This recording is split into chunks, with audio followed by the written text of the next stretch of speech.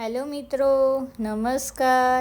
આજે આપણે માત્ર 3 જ વસ્તુથી ઉપવાસમાં ખવાય તેવી સિંગદાણાની સુખડી બનાવીશું.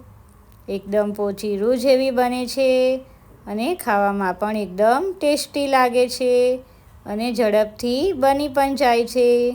તો ચલો આપણે તેની રેસીપી સ્ટાર્ટ કરીએ. સૌપ્રથમ આપણે 2 બાઉલ સિંગદાણા લેવાના છે. તેને મિક્સરમાં ક્રશ કરી દેશું. બહુ ઝીણું પણ નહીં અને બહુ મોટું પણ નહીં, તે રીતે આપણે ક્રશ કરીશું. ત્યારબાદ એક પેનમાં હાફ બાઉલ જેટલું ઘી એડ કરવાનું છે. અહીંયા આપણે ઘીનું પ્રમાણ ઓછું હશે તો પણ કંઈ પ્રોબ્લેમ આવતો નથી. ત્યારબાદ તેમાં 1 બાઉલ જેટલો ગોળ એડ કરીશું. એકદમ પરફેક્ટ માપ સાથે આપણે સિંગદાણાની સુખડી બનાવવાની છે. ત્યારબાદ ધીમા આંચે આપણે ગોળને ઓગળવા દેવાનો છે અને સાથે સાથે આમ મિક્સ કરતા રહેવાનું છે.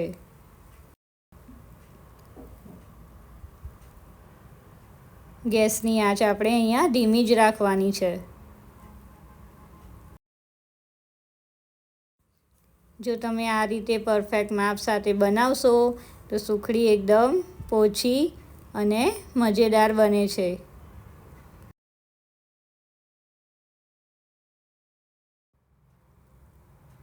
જ્યારે આ રીતે ગોળ મેલ્ટ થઈ જાય અને આ રીતે ઘી ઉકળવા લાગે તરત જ આપણે ક્રશ કરેલી સિંગને એડ કરી દેશું. જો તમે વધારે ટાઈમ લેશો તો આપણી સુખડી પોચી બનશે નહીં. આ રીતની સુખડી આપણે એકદમ જલ્દીથી બની જાય છે. આપણે સુખડીને સરખી રીતે મિક્સ કરીશું. આપણે 1 મિનિટ સુધી તેને મિક્સ કરીશું.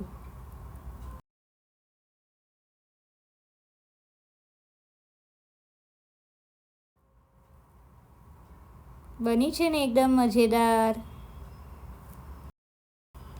આ રીતે સરખી રીતે આપણે મિક્સ કરીશું. સાથે સાથે આપણે જે ડીશમાં આપણે સુખડી કાઢવાની હોય તેમાં ઘી સ્પ્રેડ કરી દેશું, જેથી આપણી સુખડી ચીપકી જાય નહીં.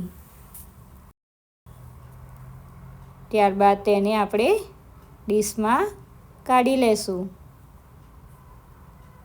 અને વાટકીની મદદથી આપણે આ રીતે સ્પ્રેડ કરી દેશું.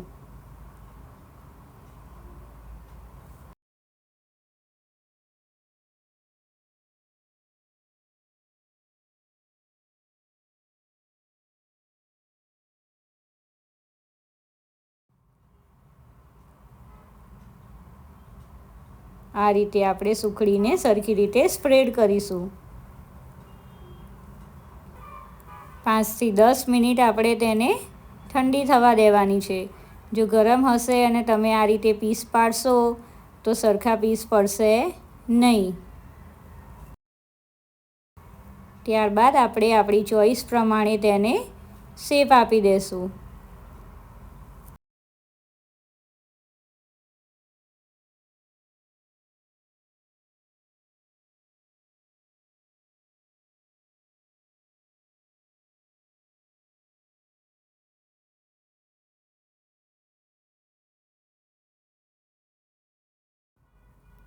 બની છે ને એકદમ મજેદાર.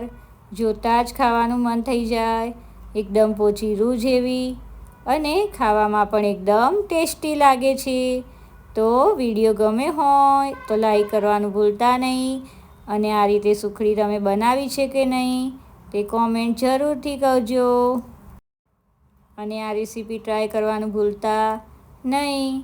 Subscribe my channel and join cooking with Disha. Wow!